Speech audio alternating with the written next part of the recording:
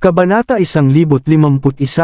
Masarap ang tulog ni Severin, iniisip na aabutin ng mga 2 o 3 araw para mahanap niya ang Cannes Hall pagkatapos ipadala ng alkalde, ang Maddox, at ang mga Miller ng kanilang mga tauhan upang malaman ang higit pang impormasyon. Kinaumagahan, nagplano siyang gumawa ng kaunting alchemy pagkatapos ng almusal ngunit nagulat siya nang dumating si Chelsea upang hanapin siya. Handsome, ang ibig kong sabihin, Mr. Severin. Lumapit sa kanya si Chelsea. Mas naging maingat siya sa pakikipag-usap sa kanya matapos malaman ang totoong pagkatao nito. Nakangiting sabi ni Severin, Severin na lang ang itawag mo sa akin. I feel awkward if you address me in such a formal na paraan. Tumango si Chelsea, at pagkatapos ay sinabi, parehong nandito ang alkalde at ang kanyang anak, at tinanggap lang sila ng aking ama. Sinabihan akong ipaalam sa iyo ang kanilang pagdating. Ganoon ba? Agad namang nagningning ang mga mata ni Severin nang marinig iyon. Hindi ko akalain na magkakaroon sila ng magandang balita para sa akin ng ganoon kaaga. Agad namang sumunod si Severin kay Chelsea pababa. Sa oras na ito, medyo nagulat si Richard na ang pamilya ng alkalde ay magiging magalang sa kanya. Siya ay nambobola bilang isang resulta. Gayunpaman, hindi niya alam na naging mabait si Hamish at ang kanyang pamilya sa kanila dahil inakala nila na si Chelsea ay tunay na kasintahan ni Severin. Pinlano nilang mas makipagtulungan sa Maddox sa ilang mga proyekto sa hinaharap. Ang ganitong relasyon ay malamang na magpapahintulot sa kanila na masecure ang proteksyon ni Severin sa hinaharap. Pumasok sina Severin at Chelsea habang nasa gitna ng diskusyon sina Richard at Hamish. Haha, Sir Hamish, hindi ko ini-expect na magkikita ulit tayo ng ganito kaaga. Pumasok si Severin at tumawa ng tawa. Agad namang tumayo si Hamish at ang iba pa na may paggalang. Tumango siya at sinabi, tinanong namin ang aming mga tauhan na alamin ang tungkol sa Cannes Hall kahapon, at nakuha nila ang ilang impormasyon. Iyan ay magandang malaman. Nasaan ang Cannes Hall ngayon? Tuwang-tuwa si Severin, at agad niyang gustong malaman kung ano ang nangyayari. Si Hamish, gayunpaman, ay may isang bahagyang contrived expression. Let's have a seat and I'll explain what I've found. Pagkaupo ni Severin ay nagpatuloy si Hamish. Bueno, Mr. Severn, sinabi sa amin na mayroong ganoong organisasyon, ngunit kakaunti lang ang mga miyembro nila at halos walang impluensya. Sa kabuuan, halos 1,000 tao lang ang mayroon sila. Tumango si Severin. Inasahan na niya iyon. Kung tutusin, kung mas malakas ang hall, nasabi na ni Richard at ng iba pa ang tungkol sa kanila nang magtanong siya. Sa kasamaang palad, hindi inaasahan ni Severin na halos 1,000 tao lang ang nasa hall. Sa sandaling iyon, nagpatuloy si Hamish. Kahit papaano ay na-provoke nila ang Mount Blade gang 2 taon na ang nakakaraan, kaya dinala ng gang ang kanilang mga tao upang patayin ang karamihan sa mga miyembro ng Cannes Halls. Sa huli, halos hindi nakatakas ang Hallmaster kasama ang kanyang anak na babae at 2 pang matatanda. Ano? Naikuyong ni Severin ang mga kamao pagkatapos marinig iyon. Yung maldito na Mount Blade gang na naman. Guess he'll have to get rid of them then. Natigilan si Hamish matapos marinig iyon. Nagmamadali niyang tanong, na-offend ka ba ng Mount Blade gang noon? Ang galit na nakita niya sa ekspresyon ni Severin ay nagmungkahi na ang relasyon ni Severin at Cannes Hall ay hindi kasing simple ng tila. Severin then ay ipinaliwanag, hindi bababasa, hindi direkta. Pinatay ko ang second in command nila kagabi dahil gusto nilang agawin si Chelsea. Hindi ko akalain na mapapatay din nila ang napakaraming miyembro ng Cannes Halls. Sa hitsura nito, wala akong nakikitang dahilan kung bakit dapat magpatuloy ang Mount Blade gang. May balak ka bang sirain ang buong gang? Tanong ni Hamish. Nagulat ang lahat sa side ng mayor. Ang Mount Blade gang ay isang malakas na puwersa, paalala ni Hamish.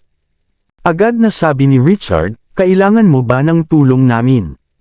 Makakatulong din kami. Tumango si Hamish para ipakita ang kanyang katapatan. Nakangiting tanggi ni Severin, huwag mag-abala, kaya kung pumunta mag-isa, hindi na kailangang pumatay ng napakaraming tao. Mawawasak ang gang kung ang kanilang pinuno ng gang at ang ilan sa pinakamalakas nilang matatanda ay namatay.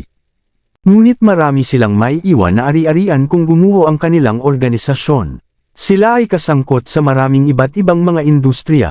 Parang may naisip si Richard, at gusto niyang makita kung may makukuha siyang benepisyo. Tumingin si Severin kay Richard, at pagkatapos ay kay Hamish. Ang credit ay dahil kay Hamish na pag-alam niya tungkol sa Cannes Hall, kaya nag-isip muna siya bago sinabing, "Aba, baka hindi mo nakayanin ang lahat kung kukunin mo ang lahat ng asset, at baka nasa panganib ka pa sa oras na umalis ako. Ikaw at ang Wymont City Mansion ay maaaring hatiin ng pantay-pantay ang anumang naiwang asset." "Salamat, Mr. Severin." Tuwang-tuwa si Hamish sa narinig at agad na tumango bilang paggalang. "Oo, salamat, Mr. Severin." Medyo masaya din si Richard. Pagkatapos ng lahat, ito ay isang magandang bargain. Sa ganoong paraan, magagawa ng Maddox na umunlad at maging isang first-tier na pamilya. Ang desisyon ni Severin na hayaan silang hatiin ang mga asset sa Wymont City Mansion, para kay Richard na pananaw ang tamang diskarte. Sa pagbabahagi ng mga samsam ng Maddox at Wymont City Mansion, ang anumang iba pang puwersa ay maaakay sa pagpapalagay na ang Maddox ay nasa ilalim ng proteksyon ng alkalde. Iyon ay makakapigil sa kanila na magdulot ng gulo sa Maddox. Ngumiti si Severin at sinabing, "Okay then. Maaari bang may maghatid sa akin doon? Alam ko kung saan ang headquarters nila." "Walang problema, Mr. Severin. Ihahatid na kita dyan agad," sabi ni Hamish. "Oo, gagawin natin." Sunod-sunod na tumango ang dalawang matanda sa mayor na may mga ngiti. Severin then said, "Hintayin mo na lang ako sa labas pagdating natin dun." Hindi nagtagal ay nakarating sila sa isang villa area kung saan ilang bangkay ang nagkalat sa lupa. "Sino ang gumawa nito at pinatay ang aking kanang kamay?" Tiningnan ng pinuno ng Mount Blade Gang ang mga bangkay sa lupa at ikinuyom ang kanyang mga kamao sa galit. Ang apat na iba pang mga lalaki na pinatay kasama ang mga gang na pangalawang in command ay pawang napakalakas din na miyembro. "Nagpadala na ako ng isang tao upang imbestigahan ang bagay na ito. I'm sure well able to find out kung sino ang may gawa nito." Galit din na ikinuyom ng pangalawang matanda ang kanyang kamao. Ang iba pang matatanda ay nagngangalit din. Sa hindi inaasahang pagkakataon, sabi ni V na kanilang leader na nakakunot ang noo, "I think we shouldn't pursue this any further." "Ano? Pero bakit?" Tumingin ang dakilang elder kay V na may nalilitong ekspresyon. Kung tutusin, marami sa kanila ang nasawi, at hindi katulad ni V na umatras na lang. Pagkatapos ay sinabi ni V, "Ikaw, sa lahat ng tao, ay dapat malaman kung gaano kalakas ang ating mga namatay na kasama. At eto pa sila, pinatay na parang zombie. Hindi ko akalain na maraming tao sa Wymont City ang magiging malakas para patayin sila. Kung mayroon, maaaring sila ay mula sa isang first-tier na pamilya o Wymont City Mansion. Kahit na alam natin kung sino ang gumawa nito, ano ang maaasahan nating gawin tungkol dito? Hindi naman natin sila kayang guluhin, di ba?" Biglang tumahimik sa isang iglap ang mga matatandang sabik na patayin ang salarin. Agad nilang itinikom ang kanilang mga bibig, at alam nilang hindi nila magawang pukawin ang mga kalaban. Gayunpaman, sa sandaling iyon, nakarinig sila ng mabilis na sunod-sunod na suntok. Lumipad pa atras ang ilan sa mga gwardya at walang buhay na bumagsak sa lupa. Malumanay na pumasok si Severin at mahinahong sinabi, "Ako ang salarin na hinahanap mo. Iniligtas kita sa hirap ng paghahanap sa akin. Nandito na ako. Gaano ka matapang? How dare you barge right into our base?" Isang grupo ng malalakas na lalaki ang pumuligid kay Severin sa isang iglap. "Sino ka? Bakit hindi pa kita nakita noon?" Kumunat ang noo ng dakilang matanda at sumulyap ng may pagtataka kay Severin. Ngumiti si Severin at sinabi sa kanila, "Tretuhin niyo na lang ako bilang isang practitioner na hindi kaanib sa anumang grupo." "Sino? Ikaw ba ay hindi nag-aalala? Haha, kung hindi ka isang elder ng isang tiyak na puwersa, pagkatapos ay masayang papatayin ka namin at ipaghihiganti ang aming mga nahulog na tao." Saglit na natigilan si Vin bago bumungad sa kanyang mukha ang sobrang saya. Pagkatapos ng lahat, kung si Severin ay hindi nasa ilalim ng saklaw ng isang first-tier na pamilya o ng alkalde, kung gayon ang mga lalaki ni Vin ay magkakaroon ng napakagandang pagkakataong manalo kung aatakihin nila si Severin ng sabay-sabay. Sa ganoong paraan, mas magiging kumpiyansa sila sa matagumpay na paghihiganti sa kanilang gang at pangalawang in command. Tumawa si Severin. Magagawa mo man o hindi na ipaghiganti ang iyong pangalawang in command o kung maghiganti ako sa Canes Hall ay depende kung sino sa atin ang mas malakas. Canes Hall. Taga Canes Hall ka. Gulat na napatingin si Vin kay Severin. Matipid na ngumiti si Severin. Maaari mong ilagay ito sa ganoong paraan. Ako ang tunay na pinuno ng Canes Hall.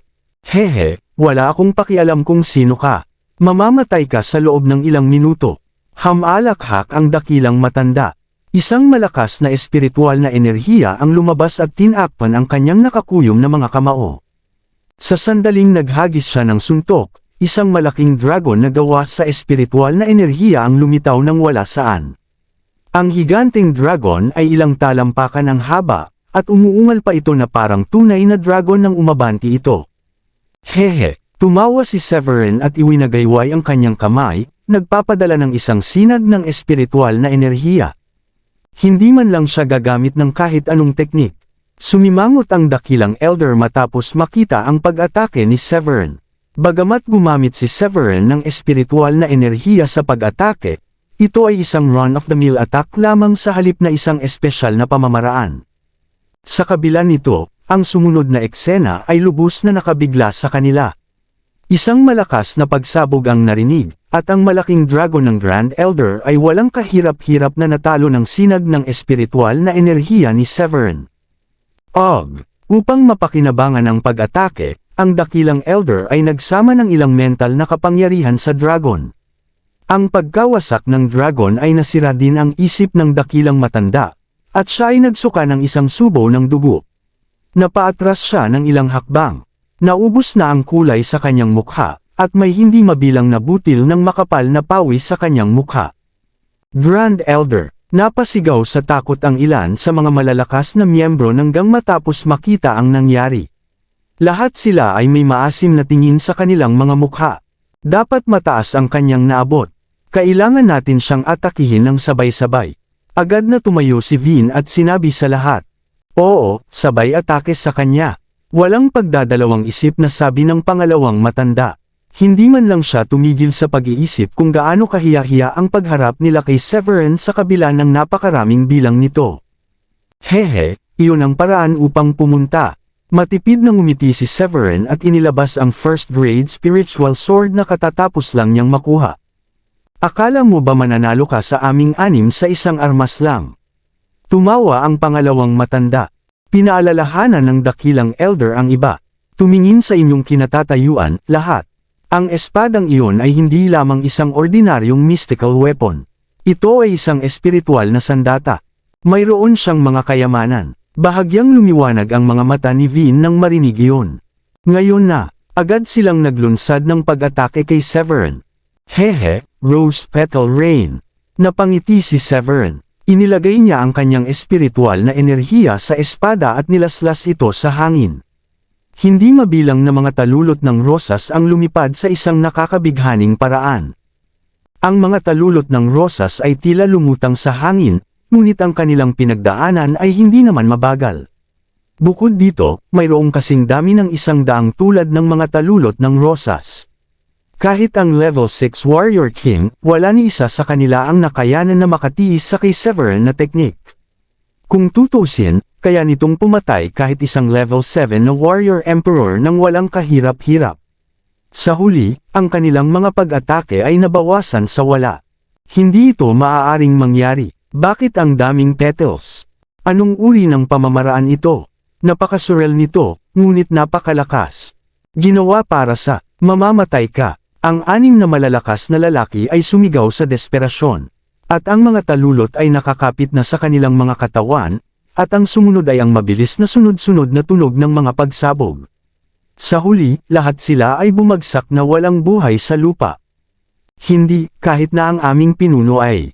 Ang iba sa mga tao ng Mount Blade Gang ay natulala, at nagsimula pa silang magtaka kung nanaginip sila.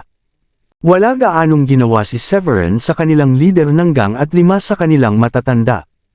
Mangyaring iligtas kami, lumuhad kaagad ang isang matanda. Gumawa si Severin ng 100 petals, ngunit tumagal ng mas mababa sa 20 upang wakasan ang 6 na buhay ng mga tao. Ang kanyang mga kasanayan ay malinaw na isang hiwa sa itaas nila. Mamamatay silang lahat kung ang alinman sa mga talulot na iyon ay damapo sa kanila. Sa kabila ng lakas ng mga miyembro ng gang sa bilang, mayroong higit sa sapat na mga talulot upang harapin silang lahat. Iligtas mo kami. Agad ding lumuhad ang iba. Bawat tao ay tumutulo sa malamig na pawis. Natatakot sila para sa kanilang buhay. Kabanata 1055. Napatingin si Severin sa mga taong nasa harapan niya. Sabi niya na may mahinang ngiti, "I spare your lives if you hand over any spiritual herbs that at least 2nd grade or higher." Ilagay lamang ang mga ito sa lupa. Tuwang-tuwa ang lahat, at agad nilang inilabas ang mga halamang gamot sa kanila. Walang sinuman sa kanila ang nang-ahas na hatakin ng mabilis si Severin dahil alam nilang haharap sila sa pag-asam ng kamatayan kung susuriin ni Severin ang bawat isa sa kanila. Tuwang-tuwa si Severin na makita ang mga halamang gamot, at ginamit niya ang kanyang kapangyarihan upang maalis ang higit sa 100 ng mga halamang iyon. Pagkatapos na mailagay ng ligtas, sinabi niya sa mga tao, "Maaari na kayong umalis." Sa pamamagitan nito, ipinapahayag ko na ang Mount Blade Gang ay titigil na sa pag-iral. Ipinauubaya ko sa inyong lahat na buwagin ang inyong mga sarili. Salamat dahil hindi mo kami pinatay. Lahat ng nakaluhod sa lupa ay tumayo at umalis na walang pag-asa. Laking gulat ni Hamish, Richard, at iba pa sa kanilang nakita.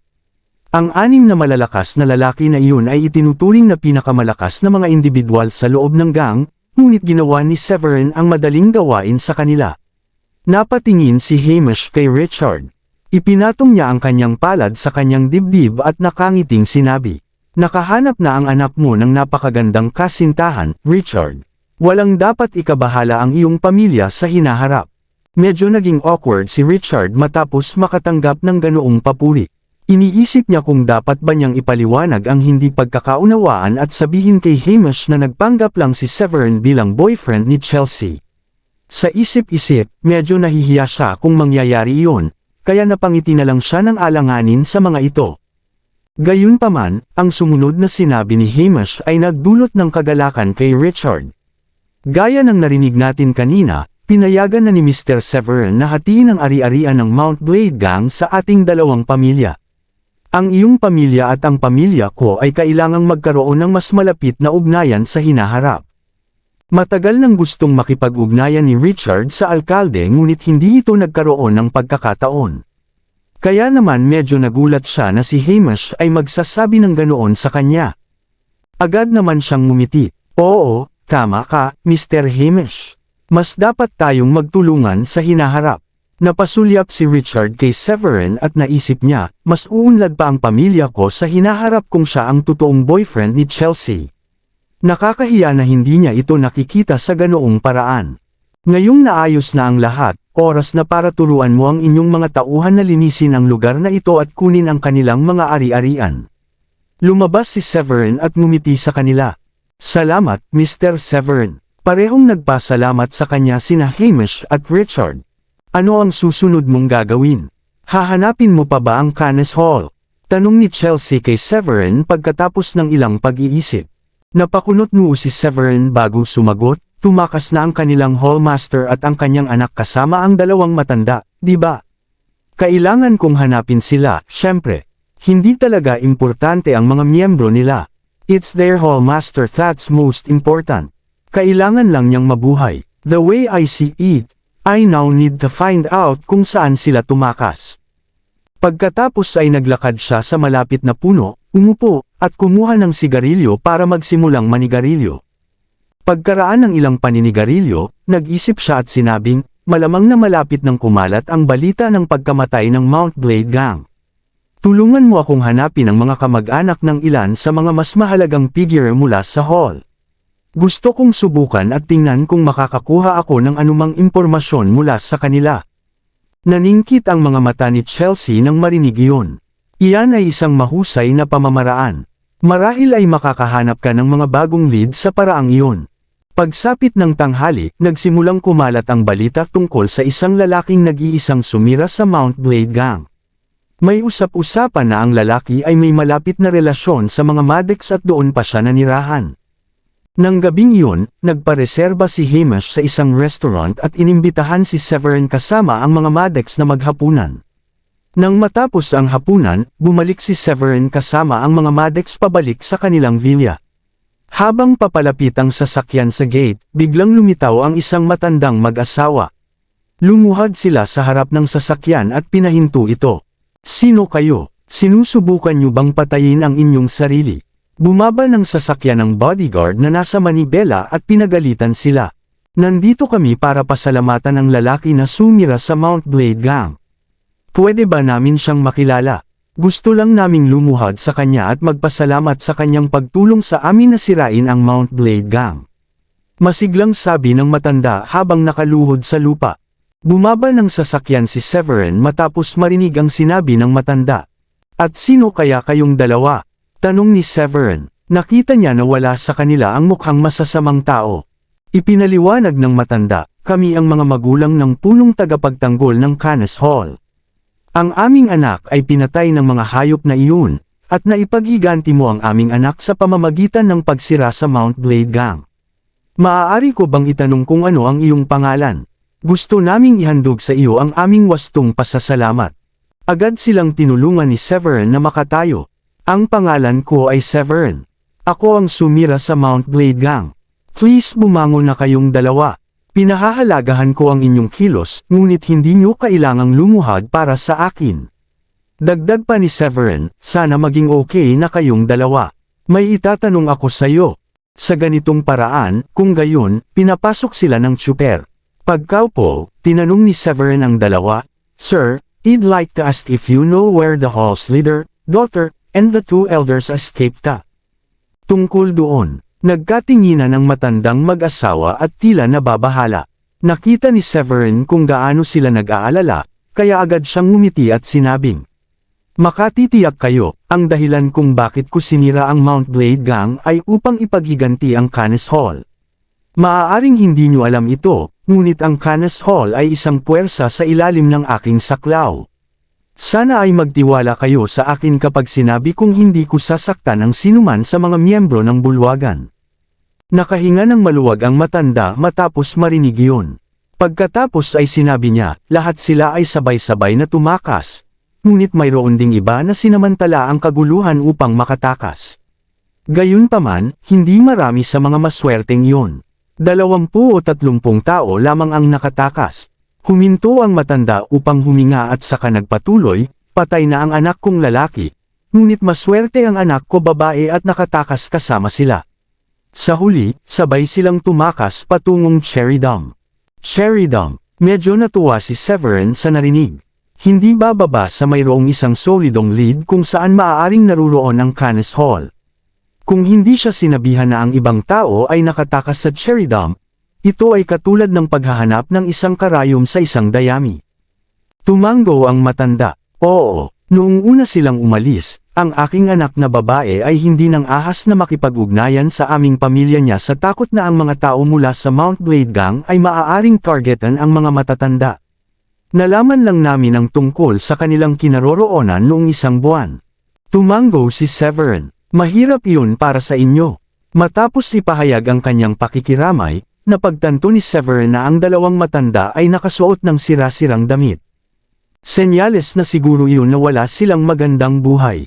Pagkatapos ng lahat, ang kanilang anak na lalaki ay namatay, at ang kanilang anak na babae ay hindi na nakikipag-ugnayan sa kanila. Siguradong nahihirapan silang dalawa. Sa pag-iisip na iyon, sinabi ni Severin, "Maaari niyo bang ibigay sa akin ang iyong bank account? Maglilipat ako ng $1.2 milyong sa inyo." "Ano? $1.2 milyong? Ang mga matatanda ay walang alinlangan na medyo nabigla doon dahil hindi pa sila nakatanggap ng ganoon kalaking pera sa buong buhay nila. Ngumiti si Severin at sinabing, "Oo, para sa inyong dalawa na gastusin. Ang iyong anak ay mula sa Canes Hall, at wala kayong anumang kabayaran matapos siyang mamatay. Mga magulang niya kayo, kaya labis akong nakikiramay sa inyong dalawa. Mangyaring kunin ito. Pero, sobra ito." Gusto ng matanda na tumanggi, ngunit pinilit ni Severin na ilipat sa kanila ang 1.2 milyon. Alam ba ninyong dalawa kung saan ang kinaroroonan nila sa Cherry Dam? Pupunta ako doon at hanapin sila. Malapit nang makabalik at makadalaw ang inyong anak na babae at ang iba pa. Nakangiting sabi ni Severin. Talaga, magagawa mo bang ibalik ang mga ito? Namumula ang mata ng matanda sa emosyon. Tumango si Severin. Siyempre, ngayong hindi na umiiral ang Mount Blade Gang, makakabalik na ang iyong anak at ang natitirang bahagi ng Canes Hall. With me around, wala nang maglalakas loob na mangbuli sa kanila. Natutuwa akong marinig iyon. Paulit-ulit na tumango ang matandang babae habang sinasabi kay Severin, ikaw ang aming tagapagligtas. Ikaw talaga, hindi namin alam kung paano pa masusuklian ang iyong kabutihan. Nakangiting sabi ni Severin, I would be very grateful if you can tell me where they are right now. Agad na sinabi ng matandang babae, nasa lugar sila na tinatawag na Benfield City. Yun lang ang alam ko. Lungsod ng Benfield, nakikita ko. Phew, dapat ay mas madaling mahanap ang mga ito ngayon na pinaliit na natin ang kanilang lokasyon hanggang sa isang partikular na lungsod. Nakahinga ng maluwag si Severin matapos marinig yun. Pagkaraan ng ilang sandali ay nag-isip, muli niyang sinabi, oo nga pala, I'm sure alam niyo ang mga pangalan ng Hallmaster at ng anak ng Hallmasters. Malaking tulong kung malalaman ko ang mga pangalan nila pagdating ko doon. Ang pangalan ng Hallmasters ay Yaidel Zameren at ang pangalan ng kanyang anak na babae ay Alicia, ngunit hindi ako sigurado kung binago nila ang kanilang mga pangalan pagkatapos pumunta doon, sabi ng matanda pagkatapos na maalala ang kanilang mga pangalan. Tumango si Severin. Salamat sa inyong dalawa. Matapos iyon, hiniling ni Severin sa mga madek na turuan ang dalawa sa kanilang mga bodyguard na pauwiin ang matandang mag-asawa sa kanilang tinitirhan. Nang makaalis na ang matandang mag-asawa, tumingin si Chelsea kay Severin at sinabing, pupunta ka ba sa Wymont City? Oo, kailangan dahil nandoon ang mga miyembro ng Canes Halls. Kailangan kong umalis bukas ng umaga. Okay, tandaan na alagaan ang iyong sarili doon. Maaaring hindi kalakihan ng Cherry Dam, ngunit iba ito sa Dracodam. Ang mga tao roon ay palaging galit sa atin, kaya naman kailangan mong maging mas maingat. Medyo nawala si Chelsea, pero ang tanging magagawa niya ay paalalahanan si Severin. Para siyang kaibigan nito kaya agad itong tumango at pinaniwalaan siya, gagawin ko. Huwag mag-alala. Nilingon ni Severin si Richard. When I'm done, I probably come here para makasama nilang muli ang pamilya nila. Kapag nahati na ninyo at ng alkalde ang mga asset ng Mount Blade Gangs, mangyaring mag-iwan ng ilang villa na walang laman para sa amin para magkaroon tayong lahat ng matutuluyan. Huwag mag-alala, Mr. Severin. Ihanda ko sila bago ka bumalik. Nakangiting tumango si Richard. Pagkatapos magayos ay umakyat na si Severin para magpahinga. Hindi ako makapaniwala na aalis siya ng ganito kaaga. Napaungol si Richard. Pagkatapos ay sinabi niya kay Chelsea, bakit hindi mo iminungkahi ang ideya na samahan siya sa kanyang paglalakbay sa Cherry Dam? At least may kasama siya. At saka, there's no telling if sparks will start to fly between the two of you during your time there.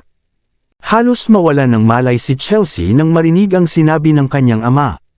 Ngumiti siya ng pilit sa kanya at sinabing, just forget about it, Dad. Hindi mo ba nakikita na kaibigan lang ang trato niya sa akin? Maagang nagising si Severin kinaumagahan at naghanda ng umalis pagkatapos ng almusal. Pagkakita ni Richard na aalis na si Severin, hiniling niya kay Chelsea na magsama ng ilang bodyguard at ipadala si Severin sa airport. Maraming salamat, Chelsea. Sigurado akong mahahanap ko sila sa lalong madaling panahon. Nakangiting sabi ni Severin kay Chelsea. Okay. Ingatan mo sarili mo dyan. Sabi ni Chelsea sa huli. Tumango si Severin at naglakad na papuntang airport. Sa tanghali kinabukasan, dumating si Severin sa Cherry Dam's Benfield City Airport.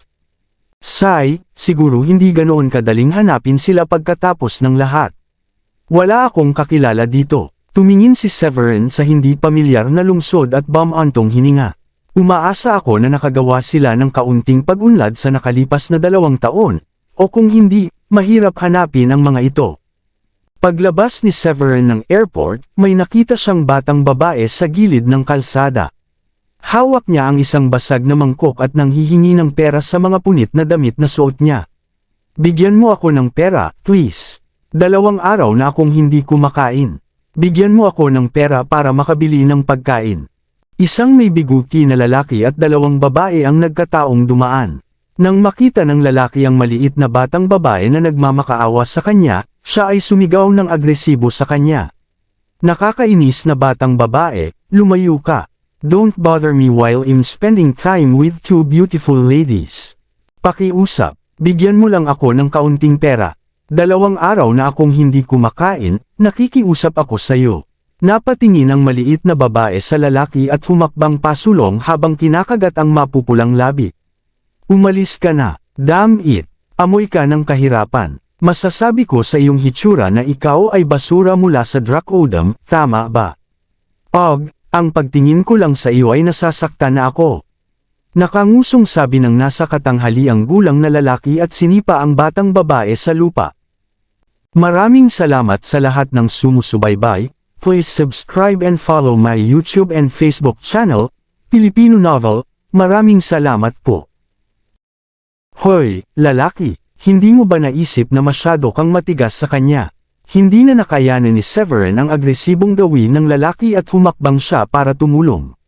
Sa hitsura niya, mukha nga siyang taga-Dracodam.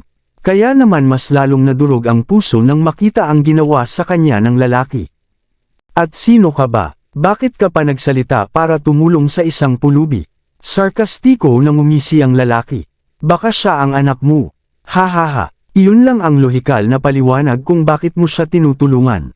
Umasim ang ekspresyon ni Severin. Pinandilatan niya ang lalaki habang sinasabing, she's only begging for money because she's hungry. Hindi mo kailangang bigyan siya ng pera kung ayaw mo. Hindi mo na kailangan para sipain siya. Tumayo ang batang babae at lumapit kay Severin. Sinabi niya sa kanya, salamat, Ginoo. Ngunit mangyaring huwag silang saktan.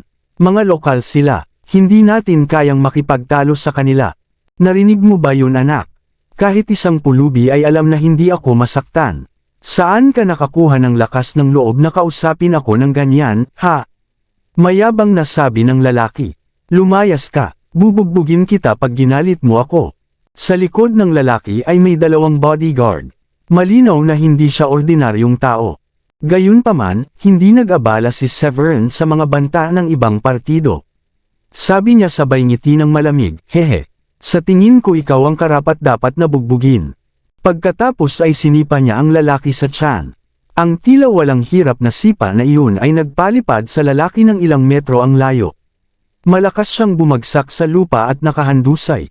Ag! Napangiwi siya sa sakit at agad na sinabi sa 2 bodyguard, kunin niyo siya. Talunin siya sa hanggang hindi na makalakad. Iyan ang magtuturo sa kanya sa pambubugbog sa akin. Sir Chad, ayos ka lang ba? Nagmamadaling lumapit ang 2 babae para tulungang makatayo ang lalaki. Siguradong sinusubukan mong patayin ang iyong sarili kung sa tingin mo ay makakaligtas ka sa pagtama kay Mr. Chad. Naikuyom ng 2 bodyguard ang kanilang mga kamao at nag-channel ng surge ng spiritual energy. Halatang pareho silang malalim na master. Ang kanilang natamo ay medyo maganda, sa kasamaang palad, parang mga bata lamang na naglalaro para kay Severin. Ibinagsak niya ang mga ito sa lupa, at iniwan silang nananangi sa sakit. Natigilan ang munting pulubi sa una, ngunit nakahinga siya ng maluwag nang makitang nanalo si Severin. Napatingin siya kay Severin nang may pagtataka. Ang galing mo, sir. Tumingin si Severin sa kanya at sinabing, sumama ka sa akin.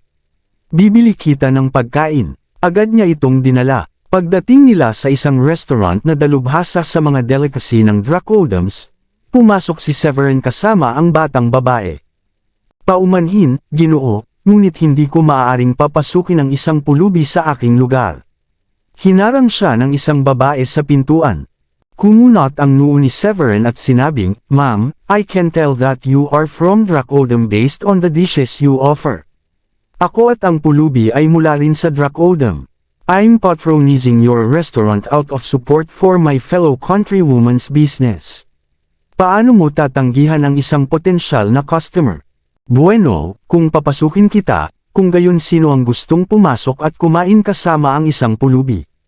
Nag-aalala ako na ang pagkakaroon ng isang pulubi dito ay magtatalikod sa lahat ng iba pang potensyal na customer. Walang bisitang kasama ko ngayon, pero hindi magtatagal bago magtanghalian. Awkward na ngumiti ang babae kay Severin. Nakangiting iginanti ni Severin at naglabas ng 2 o 3 salansa ng pera sa kanyang bag. Inihagis niya sa kanilang mesa at sinabing, hindi ganoon kalaki ang restaurant mo, kaya ipapareserbo ko ang buong lugar ngayon kung ayos lang. Agad na nagningning ang mga mata ng babae nang makita niya ang matabang stacks ng cash. Tumango siya at sinabing, syempre, kaya namin yan. Pagkasabi noon ay agad niyang kinuha ang order ni Severin at naglagay ng karatula sa pintuan para ipaalam sa kanyang mga potensyal na customer na nareserba ang lugar. Sa ganoong paraan, walang papasok ng hindi sinasadya habang nandoon pa si Severin at ang batang babae. Kabanata 160. Maya-maya lang, ilang ulam na ang nakahain sa mesa. Nagtungo sa kusina ang batang babe para maghugas ng kamay at naglalaway habang nakatingin sa mga hita ng manok sa kanyang harapan. Ito ba ay para sa akin? Ngumiti si Severin at sinabing, syempre. Ikaw ay nagugutom, tama. Bilasan mo kumain. Lahat sila ay para sa iyo. Agad na sinimulan ng batang babae ang pagkain. Habang kumakain ay naglabas siya ng isang maliit na plastic bag at nilagyan ito ng hita ng manok. Medyo natigilan si Severin nang makita iyon. Bakit mo nilalagay yan sa plastic bag? Kung gusto mong itago ang mga ito para sa ibang pagkakataon, bibigyan kita ng karagdagang pera para bumalik ka at bumili ng higit pa. Ngumiti ang batang babae at sinabing, hindi pa kumakain ang kuya ko, kaya gusto kong magbalik para sa kanya. Nakaramdam ng kirot sa puso si Severin nang itanong niya, nasaan ang iyong mga magulang? Ang sabi ng babae, namatay ang mga magulang ko noong bata pa ako. Ako at ang kapatid ko lang ngayon. Umaasa kami sa isa't isa dahil dito nakasalalay ang buhay namin. Hindi maganda ang pakiramdam ng kapatid ko ngayon, kaya hindi siya makalabas at humingi ng pagkain. Gusto kong magbalik ng pagkain para sa kanya. Napangiti na lamang si Severin nang marinig iyon. Sinabi niya sa may-ari ng restaurant, Ma'am, pwede po ba kayong maghanda ng pagkain, please? Siyempre sir, napakabait mo. Umalis ang may-ari para maghanda ng pagkain. Maya-maya, lumabas ng restaurant si Severin kasama ang batang babae, nabitbit ang lahat ng takeout. Maaari mo bang sabihin sa akin ang iyong pangalan? Nakangiting tanong ni Severin sa batang babae. Ang pangalan ko ay Gili, at ang pangalan ng aking kapatid ay Gerald. Nakangiting sabi ng batang babae. Hindi nagtagal ay dinala niya si Severin sa isang tulay.